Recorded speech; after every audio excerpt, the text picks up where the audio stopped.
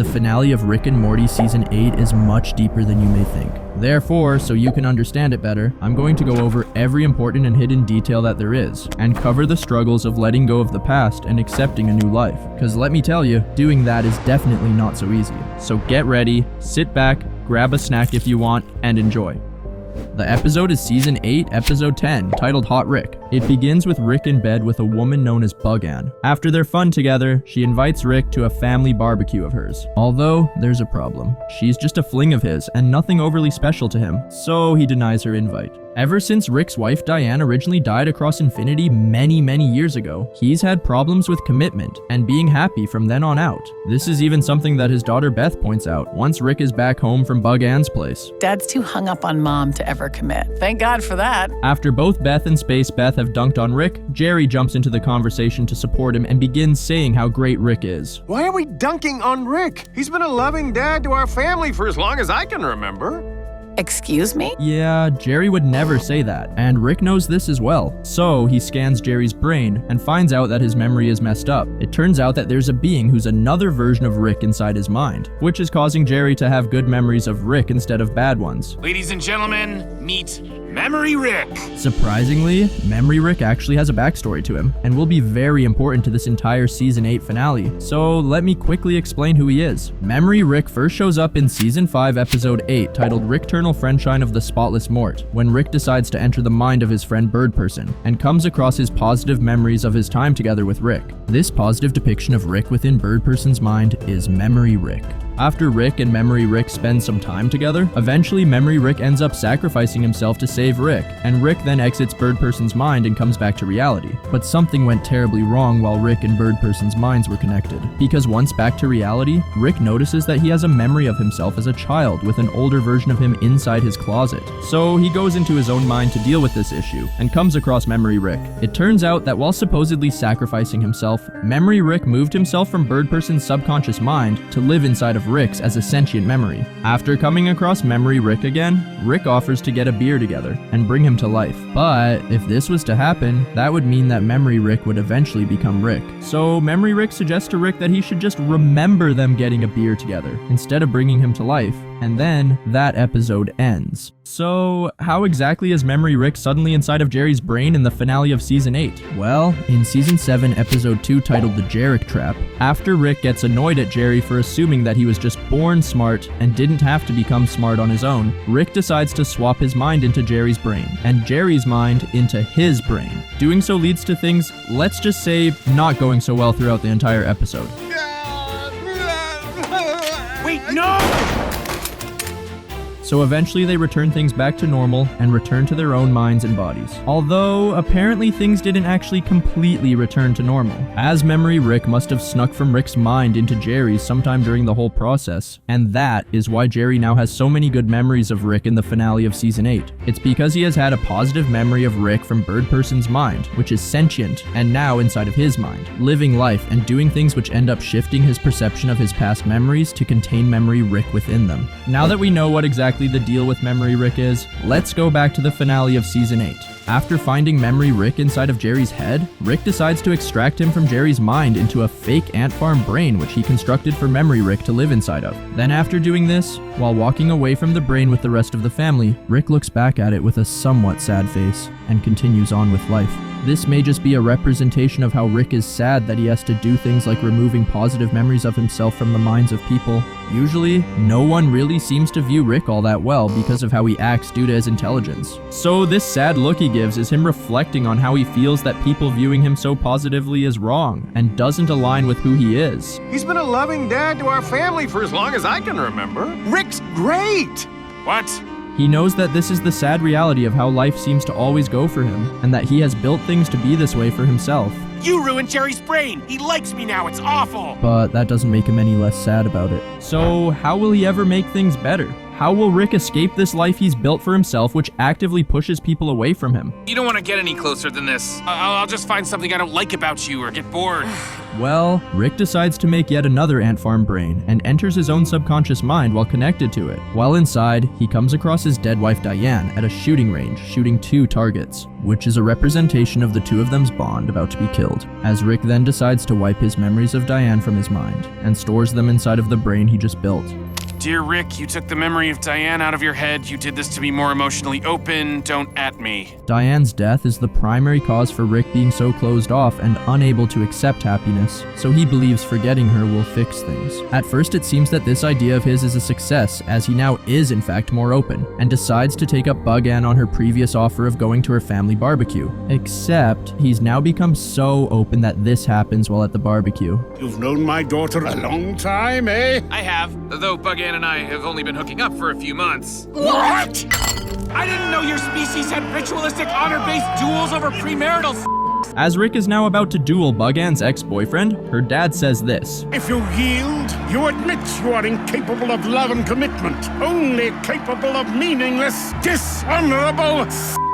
During the duel, Bug Ann's ex says to Rick that it doesn't seem like his dead wife is the real problem, suggesting that Rick may just be the source of his own problems, and not Diane. Rick angrily agrees, and portals out of the duel to go and put Diane back into his mind. So, I guess according to Bug Ann's dad, Rick is in fact incapable of love and commitment, as he just left the duel. Rick already wants to give up on the new version of himself which doesn't have memories of Diane limiting him, and wants to return to the past. Although, he isn't going to get this wand of his so easily. As it turns out that while Rick was at the barbecue, Memory Rick built an invention inside his ant farm brain, which was able to transfer him into Beth's memory while she was inside the garage. From here, he traveled to her memory of her original Rick leaving her while she was a kid, and Memory Rick then replaced him and began training Beth from her childhood forward for one sole purpose. We're gonna have so much fun together, sweetie. Yay! Then we'll save your mother from a secret underground memory prison.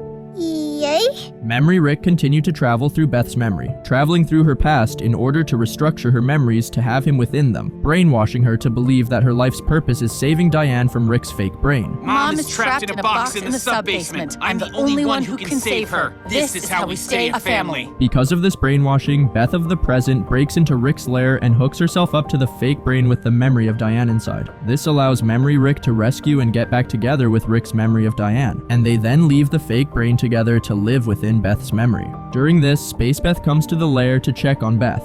Knowing Space Beth is onto her, due to her primary goal which Memory Rick brainwashed into her, Beth begins to fight Space Beth and snaps her neck. This is how we stay a family! Now coming back to when Rick was leaving the barbecue to restore his memory of Diane, he notices Space Beth on the floor of his lair, so he revives her. But there's a big issue, as Beth has disappeared with the memory of Diane and is driving away frantically because she is beginning to go insane, all because while Memory Rick and Diane were living inside Beth's memory, Diane unknowingly interfered with another memory Beth has of herself, and caused it to become sentient by explaining that they are both memories and not real. Telling a memory what they are wakes them up. Well, it does. It shouldn't be that easy to create sentience. Yeah, I think every parent has that thought at some point. This leads to the now sentient memory traveling to other parts of Beth's mind and spreading the word to other memories that they are all not real, which causes a chain reaction of Beth's memories becoming sentient and messing up her entire mind to remember things differently based off of what they all do because of their newly found free will. And this is all while Memory Rick and Diane are trying to make it back to Memory Rick's original ant farm brain, so they can live together forever. The two of them decide to try and navigate where Beth's most recent memories are, so they can try to talk to her in close to real time, and get her to bring them to real Rick's garage so they can get to the ant farm brain. Keep in mind, they can't talk to her in perfect real time because of processing delays in Beth's mind. Real Beth's brain is only getting more and more chaotic as her sentient memories grow resentment towards Memory Rick for being an imposter of a father, so they begin trying to hunt and kill him. As Memory Rick and Diane are getting chased, they are getting closer to Beth's present memory, and enter into her memory of her entering her car and beginning to drive away frantically after believing she killed Space Beth. This is the exact same event I mentioned earlier, but now Real Beth remembers Memory Rick and Diane as well as other sentient memories of hers being part of that experience, because Memory Rick and Diane decide to get in the car with her as she leaves, with the sentient memories hot on their tail. Real Rick and Space Beth know that Beth could be in trouble. One sentient memory running running around her head is bad enough. Her brain could be hosting a full-on outbreak now. We gotta find her. So they begin chasing her down to try and help, all while her brain is being corrupted by all these sentient memories like cancer as she continues to drive. Memory Rick and Diane, on the other hand, are now as close to Beth's present memory as they can be, and it's beginning to seem like there's no way out for them. Should we go back? Rick hates me and he pulled you out of his head. He'll just kill us. Beth agrees that there's no way out and begins to drive the car towards a cliff, confused as to what is real and what isn't. I can't live without you. Honey, please. This is how we stay a family. No. Wait! If this is a recent memory, doesn't that mean she already...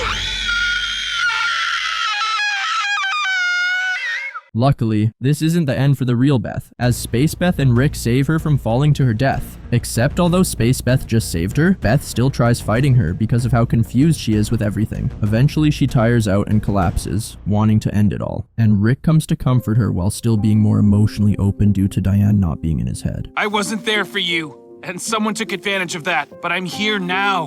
Your real dad is here, Beth. During this comforting, Rick knocks out Beth with a tranquilizer and brings her home. Beth is now calmed down and reflecting, wishing that she could remember her mom Diane. I wish I could have known her. She raised you. I know, but I don't really remember. No one does. Even I only had a scrap of her. It's pretty sad that not even Beth got to remember Diane, as well as Rick. I don't have much to look back on. The Omega device, the thing evil me used to erase Diane everywhere, it with your mind. Beth only thinks she remembers her mom. I talk about Rick's entire backstory, as well as the Omega device and Rick's nemesis in another video of mine. So, if you're curious to understand that side of things further, definitely check out that video after you finish this one. A link will be in the description. Anyway, Rick is then shown making modifications to the Mind Blower device that he is about to use on Beth, which is a gadget that wipes memories from a person and stores the memory in a vial where it can then later be replayed using the same Mind Blower device. Now, although the episode doesn't show it, it's safe to assume that Rick already wiped Beth's memory and fixed her mind after this whole incident, just because of how calm she is while with Rick in his lair. This is just an assumption of mine which I will explain right away. But because of these modifications, rather than just wiping these specific memories which Beth just experienced and allowing them to be replayed in the future, Rick instead extracts memory Rick and Diane from Beth's mind in the same way which he originally extracted Diane from his own mind. So he purposely left them inside her mind when doing the initial memory wipe on Beth, which we don't get to see, and fixed her mind in 2 separate stages? It would seem so. But why? Well, while at dinner after everything is fixed, Morty asks what happened to memory Rick. Oh, he's gone. The f*** is this summering up you all just did? He gaslit your mom. Yeah, because he loved Grandma. I'm sad a nice version of you is dead. He's a weird thought creature. He was never alive. Wow, it really says something that the family is sad about losing a memory manifestation of a nice version of Rick. I guess it makes sense with how they're used to Rick usually acting. After seeing this reaction from his family, Rick then storms out of the kitchen, saying how he's going to go spend time with Bug-Ann, but rather we see him flying far away into space, and he's talking to memory Rick and Diane, who he extracted from Beth's mind. Rick apparently decided to keep them alive in their own ant farm brain, just like memory Rick wanted for the two of them in the first place. But Rick has done this for them on some certain conditions. You get within 100 light years of my family, your whole container thing explodes. You got it, Chief. It's clear Rick has changed because of having Diane removed from his memory. Normally, he wouldn't ever really go out of his way to give other people a happy ending like this. Rick has become a more loving person, despite still wanting to instinctively try to fight it like he's used to. The fact that you two get this stupid happy ending where you're young forever and presumably always drives me insane. So I'm gonna mind blow myself and forget this ever happened. You're on your own. He's beginning to move on from his past and accepting a future where love and happiness is possible. And he then lets go of the past which has limited him for so long in the most symbolistic way. Goodbye, memory Diane. As he shoots memory Rick and Diane's ant farm brain into the depths of space so they can live happily together forever.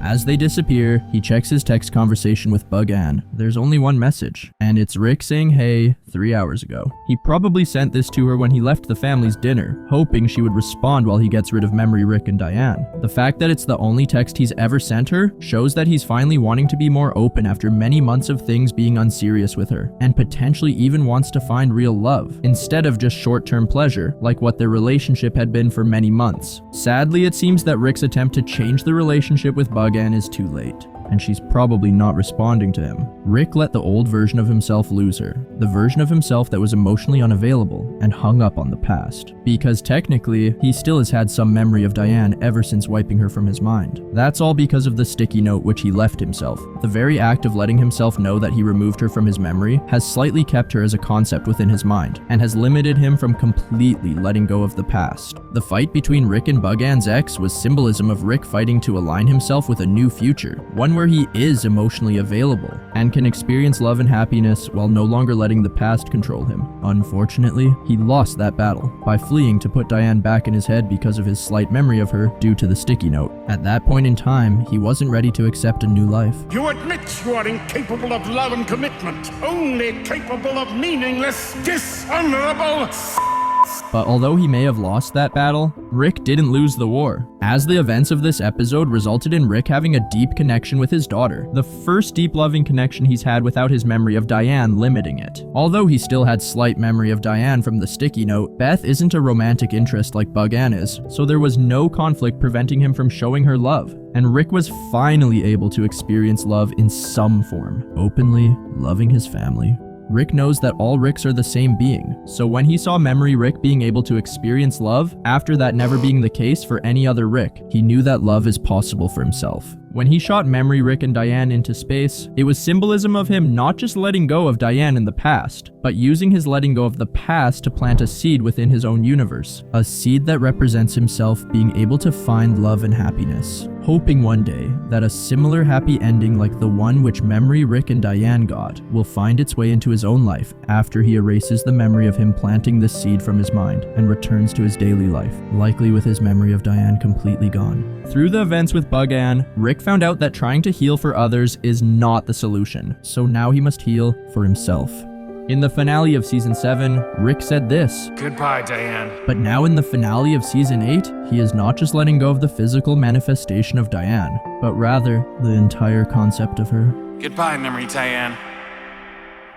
There's so much we can take away from this episode for our own lives. Just like Rick, all of us want love and happiness, but it can often seem difficult or even impossible to find. That's because from the time we are born, our biology wants us to survive. So any traumas that come our way stick to our minds like glue so we can hopefully avoid them in the future. Pleasant experiences don't as easily stay in our minds as negative ones, because life is a game with death on the line, so our brains prioritize remembering things useful for survival more so than for thriving. This can corrupt our minds, because we begin to convince ourselves that things should go wrong for this and that reason, just because it did in the past. But at the end of the day, the past is only a memory, and is no longer real. Memories aren't real, and they can be as self-serving as any of us. Every single one of us has had terrible things happen to us, so we can either choose to view our negative memories as something that negatively affects and limits our present reality, just like Rick letting the death of Diane limit his entire life for so long, or we can choose to view them as something that made us who we currently are in the present moment. And just like Rick, who you are in the present moment is someone that can let go of the past and accept love and self-healing if you so desire. Too many people believe that just the past and present version of themselves is who they are,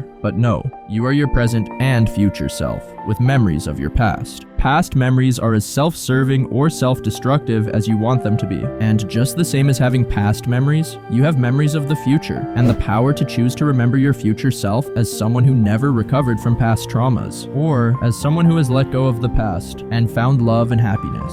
Both the past and future are memories. Both are as real or as fake as you want. Your interpretation of both, whether used positively or negatively, determines your destiny. So consider letting go of that dark past. Begin planting seeds of love and happiness within the universe, just like Rick did with Memory Rick and Diane. The more of us that let go of the past and begin aligning with the future we deserve, the more seeds there are of love and happiness within the universe. And who knows, maybe because of all of those seeds being planted, eventually not just only one Rick finds joy, but rather every Rick. Although, who am I to tell you any of this? Because at the end of the day, you're not supposed to heal yourself for my sake. Instead, you're supposed to heal for yourself. If you enjoyed this video, you'll definitely enjoy a video similar to this one, where I break down the finale of Season 7 and go over how Rick began to let go of Diane's physical existence, just like I mentioned earlier in the video. Or you can check out my video, which covers either Rick or Evil Morty's entire story. All options are on the screen now. As well, be sure to like and subscribe for more content like this. Anyway, I love you.